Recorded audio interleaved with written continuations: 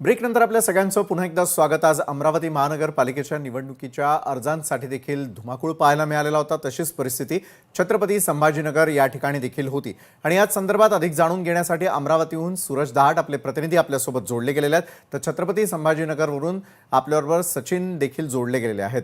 सूरज, मी आपल्यापासून सुरुवात करेल। अफरातफरी ही शेवटच्या क्षणापर्यंत सुरू होती। आज काय परिस्थिती होती ज्या वेळेला कार्यकर्त्यांना आणि उमेदवारांना एबी फॉर्म्स वाटप केले गेले नाही आणि प्रचंड असंतोष आता याच उमेदवारांमध्ये पक्ष सोडून इतर पक्षांकडे जाण्याचा देखील ओढा त्यांच्यात सर्वाधिक असल्याचं दिसतंय। सूरज,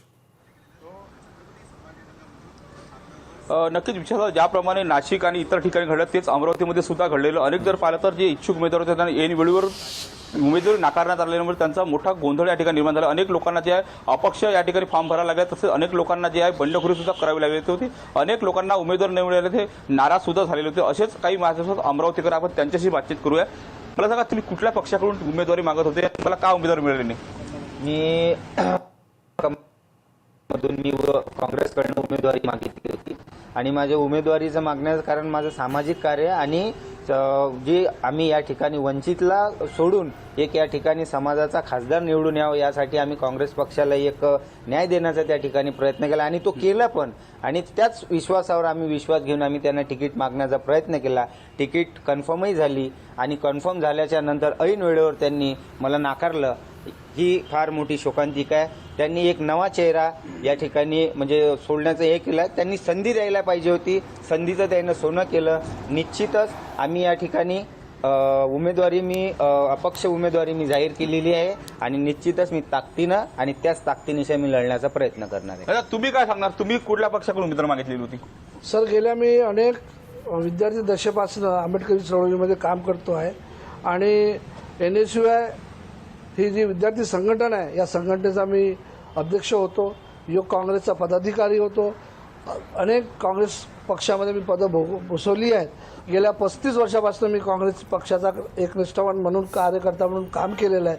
परंतु आज मला पक्षाने आणि वरिष्ठ आमच्या काँग्रेस पक्षाचे खासदार बळवंतभाऊ वानखळे, आदरणीय आमचे डॉक्टर सुनील देशमुख, माजी महापौर मिलिंद चिमोटे हे नेहमी म्हणतात, तू घरचा मुलगा आहेस तो तू आपलाच आहे। परंतु घरच्या मुलाला आज त्यांनी बाहेर एक भाडेकरू म्हणून त्यांनी मला ट्रीट केली, असा माझा आरोप आहे यांच्यावर।